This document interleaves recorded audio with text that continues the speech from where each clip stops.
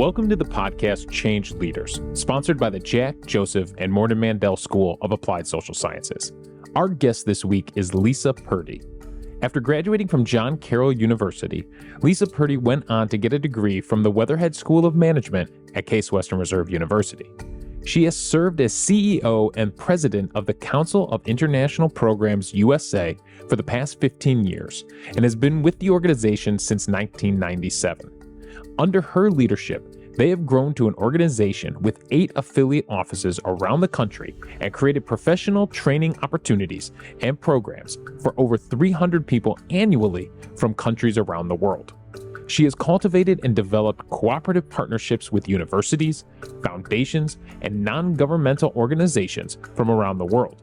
These partnerships have involved the creation of workforce development strategies, women's leadership, criminal justice systems, schools of social welfare, children's development services, small business development, and most recently, mediation through the arts. In this episode, Lisa Purdy will be interviewed by Robert Fisher, Associate Professor at the Jack, Joseph, and Morton Mandel School of Applied Social Sciences and co-director of the Center on Poverty and Community Development at MSAS.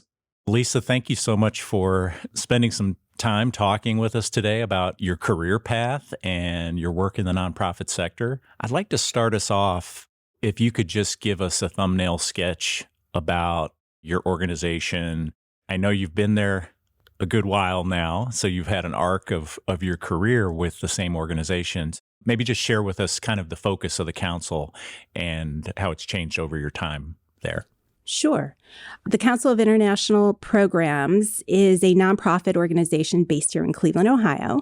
Our main goal is to provide international and cultural opportunities for both Americans and international professionals. We're really here to provide a professional training program, professional development program. We have participants from all around the world. Generally, I would say in a year, we have around 300 that come to the United States on our programs, and they are placed all over the United States in internships, and they could be in the area of architecture, computer engineering, social work. It doesn't matter. We can place anyone anywhere in the United States for short-term training programs. We also provide programs for students and also professionals to go abroad and take part in short-term, like 10-day programs in various countries, learning about different aspects of social work or nonprofit management.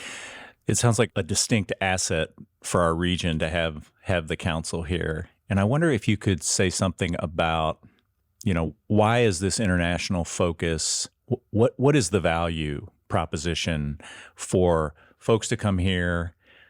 I mean, sometimes we in the U.S. think, yes, we welcome folks to come here and learn about how we do it because obviously we do it the best, right? But what about the flip side? What do we stand to gain from the international exposures and that exchange that happens during those visits? First, that's a great question. And 2 things definitely happen. You have a professional aspect and you also have a personal aspect. Professionally, I think you're right. Maybe back in the day, we could say, hey, we're doing things right, and you could really learn from us. And I think maybe that was our origins, way back in the 50s and the 60s, maybe 70s. But today, I believe here locally, Clevelanders or whether it's here in Cleveland or another part of the United States, when you have international professionals come here, they bring a wealth of knowledge about what's going on in their own countries and how they're doing it. Because I have to say, with recent delegations that I have brought here, specifically, for example, last year I brought a group from Poland, and they were experts in climate and environmentalism. And I was introducing them to our local experts here in Cleveland. And it was amazing because our local experts had said, my gosh, can I go abroad to Poland and see how you're doing it? Because we are so many years behind you. So they were definitely gaining insight about how to do things or how to change policy, because the American Cleveland counterparts basically said we're about 8 years behind some of how Europe is dealing with environmental issues. So it was a learning experience for for us. But then also our Polish delegates really learned about how nonprofit organizations and the government works together and corporations. And we were able to highlight and show them the various organizations here in Cleveland and how we all work together. We know each other, we collaborate, and we come to the table together. And that was something that the Polish delegates felt that they could take back and really start to try to work on within their own countries. So I think you can learn from both sides. For the Americans to learn about people from abroad, as well as for people from abroad to learn about what's going on here in the States. But on a personal aspect, I mean, we have host family living. There is no better way to learn about Americans than living in a host family, whether you're living with a couple that has just retired, maybe you're living with a single person, maybe you're living with a family that has, 2 or 3 kids. When you're placed in that house and in that family, you suddenly see the world from a different point of view. And it's not what you learned on TV that you might have seen, whether it be on a movie or on the news. So I think there's a lot to learn personally. And same for any Americans going abroad. Your eyes are just open and it's a whole different perspective. Fascinating. I had the good opportunity to spend a week in Romania in May as part of the Erasmus program. And Sure. There were academics from 35 different countries. I was the only American. So it was it was a great shift in my worldview hearing about all these different approaches to research and teaching and realizing, there's lots of ways to get the job done. So, and powerful learning there. It's true. It's true. I've had the benefit of being able to travel all over the world on various projects. And like you, I'm always amazed by, the people that I meet and their perspectives. And it also brings you back. I don't know how to explain this, but you realize you're an American because you think a certain way. And I like it because it challenges me and it makes me think outside of my box. Mm-hmm.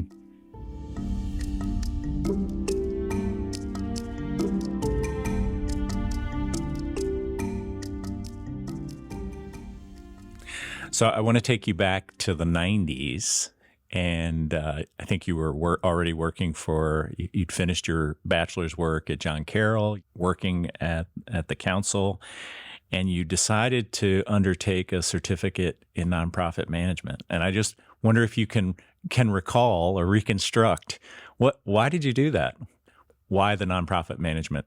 That's a great question. I have to say, back then, I had just started my job with the council, actually the Cleveland International Program. And I was lucky enough, I don't know if I told you this or not, but right after graduation, I graduated from John Carroll and everybody was getting a job in an accounting firm. I didn't know what I was supposed to be doing because I was an East Asian Studies communications major. And I honestly just wanted to backpack across Europe. I was not the right person to be looking for a job. Luckily, one of my counselors said, hey, why don't you try a study abroad program? And she gave me an application for a Fulbright teaching assistantship, as well as teaching English at the JET program in Japan. So I said, okay, let me try this. I went ahead, I applied. I ended up with the privilege of having a Fulbright and teaching English to middle school students in South Korea. And I specifically chose that program because I'm half Korean. And while I was at John Carroll, I wanted to major in Korean, but they didn't offer it. Back then it was just Chinese or Japan. So anyways, I had the privilege of living in Korea for about 18 months. And I came home. And I wanted to work in an international organization, and there was only 3 around town back then. I applied to each one, and luckily I was hired as an admin at the Cleveland International Program. But while I was there, I didn't have a background in nonprofit management or working in a nonprofit.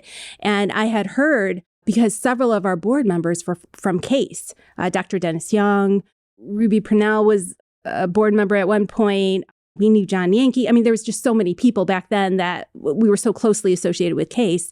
And it was a great school. So why not take advantage of it? So I did. And it allowed me the opportunity where I could take classes part-time after work and still work full time so I could, pay for it and do all that good stuff. But gosh, it was such a great foundation for me because at my nonprofit job, I was doing everything from admin, then I moved to event planning, I moved to host family coordinator, I was doing accounting for a while there too, So, a jack of all trades, right? But what was great was that I got to apply everything I was learning to my classes at night. Because the classes were about real life. And it was great. We could talk about projects we were working on. We could connect with other professionals in the field. And we were sharing stories about, what was going on in our agencies and how can I figure that out.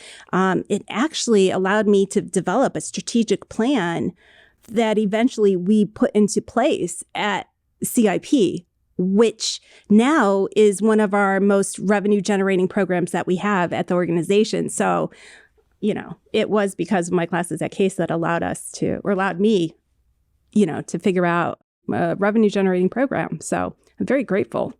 As you think back to that, the coursework that you took, the students often talk about techniques or skills that they developed that they were exposed to and they were able to apply in real world settings. And you kind of referenced that in your comments. Was there anything about the way of thinking about how nonprofits, anything that informed your worldview of nonprofits as being separate and distinct from our for-profit, our governmental organizations? Anything about did you have any realizations that have been useful to you? And maybe that emerged over time. I don't know. People working in the nonprofit field, I feel maybe aren't taking as seriously as, say, somebody in the corporate field. That's such a shame because I feel we have so many challenges to deal with and putting together a budget that's very small and you need a big staff and you need volunteers. You're using so many different skills that I don't know if corporations actually really need all those skills. They have the funding. They can hire anybody they want. They can hire a strategic planner. This is everything that we need to do in-house, and we need to figure it out by using our community, our volunteers, our board members, and the staff within. So I learned that as a nonprofit manager, we do a lot of work, and I feel like we should get more credit than we do. If I'm going to be honest, sorry. And I hope I don't get into trouble for saying that.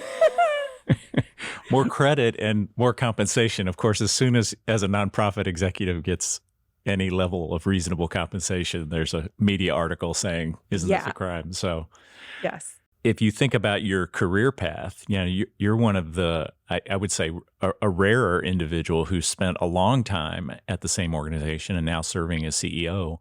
What would you say are some of the lessons you've learned over the years as a nonprofit executive and in your multiple roles? Anything you'd like to expand on? Wow. That's a tough question. I can say, one, working for a nonprofit allows you to get your hands dirty in a variety of areas. As I mentioned earlier, I was doing event planning, I was doing host family coordinating, accounting at one point. I think that's actually a good thing because you really learn how to run an organization. I think working at a nonprofit brings challenges, funding. How are you supposed to do X, Y, and Z when you have only, this much funding? It makes you think creatively. It makes you think collaboratively. And it makes you think, I don't know, maybe it's me personally, but I like to take on a challenge. So bring it on, fine. It might be impossible, but let's try it. I like working in a nonprofit. It's exciting. It's not the same routine, every year. There's always new things to try. And I feel as though as a leader, I can bring new ideas to the table, at least to my board. I'm very lucky that I have a board that's very open-minded and will sit there with me and talk about new ideas and, and support me and my staff. And I think that's rare to find. Mm. You mentioned Dennis Young. Dennis co-authored a book on nonprofit resilience management last year. We're in it. I was going to ask you, lead in, a lot of what we learned from the pandemic is that a lot of nonprofits had deep-seated structural risk that was exposed during a time when revenue was disrupted, delivery of programs was disrupted. I just wonder if you could take us through how the council was impacted and to what degree you all were able to pivot during that period. I have to say that was probably the scariest time of my career. I mean, this was an unknown. Nobody knew what was going on. And mind you, at the time of COVID, we also had travel restrictions placed on us.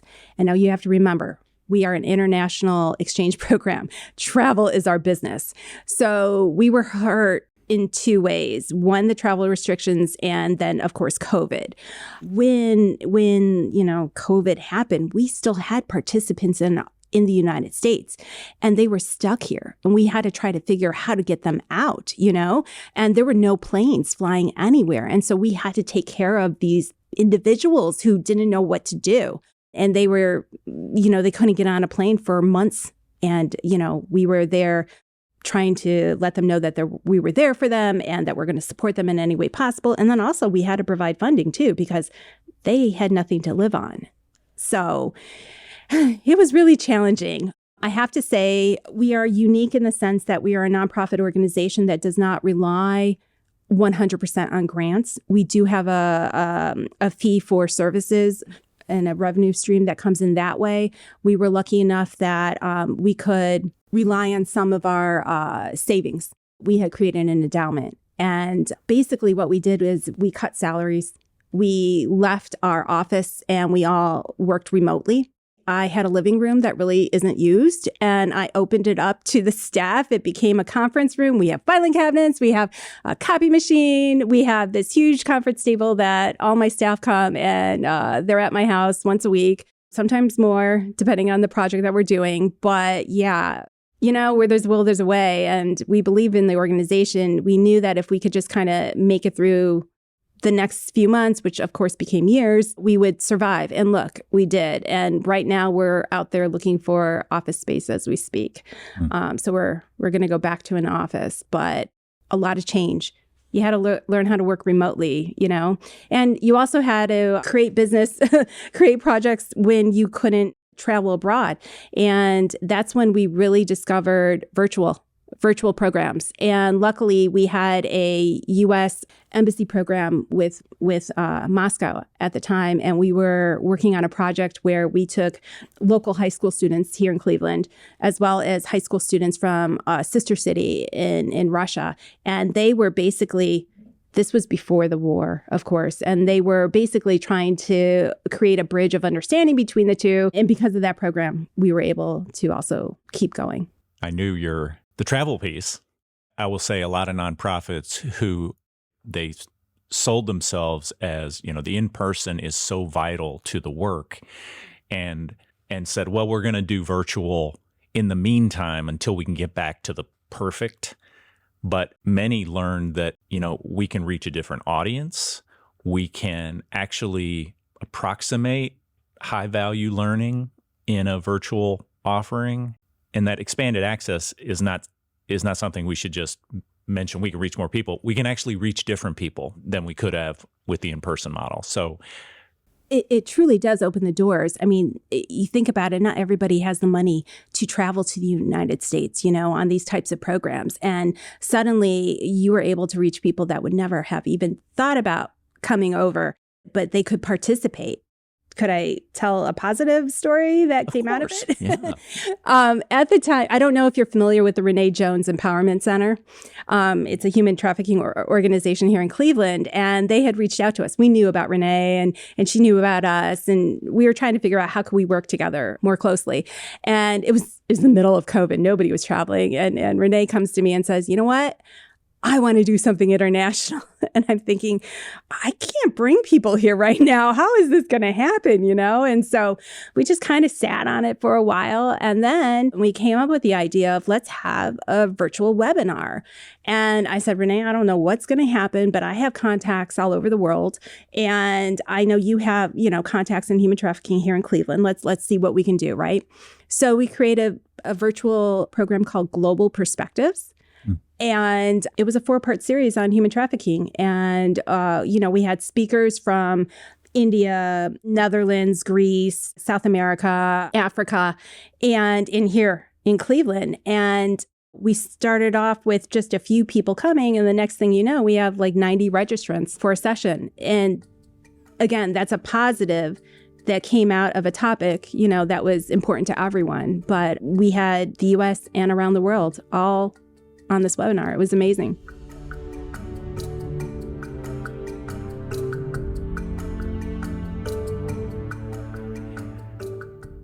So I want to ask about you as a nonprofit leader.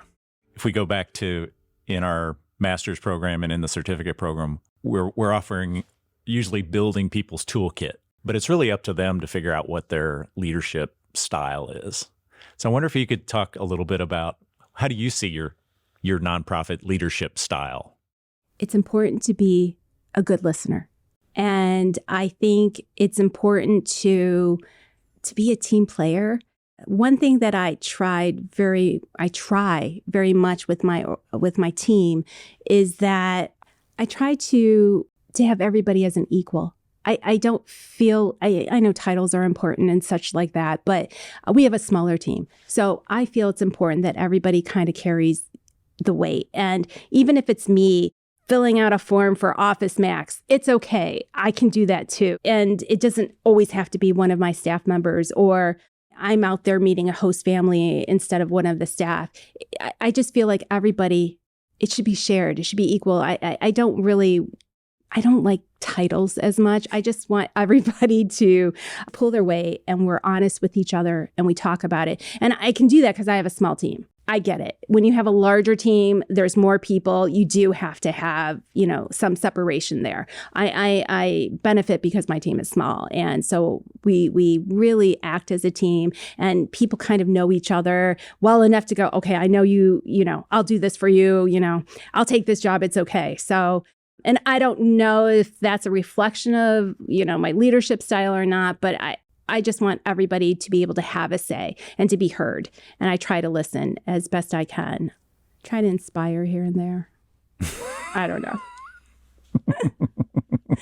And I can tell you, hey, Starbucks goes a long way too. We have Starbucks days. I'm lucky. I'm very, very lucky for the staff I have and the compassion and the dedication my team shows me all the time. Do you see the folks that are attracted to come on board with the council to work with you? Are they very similar in the passion? They have international experiences. They have an appetite for this. This is something they're really jazzed about.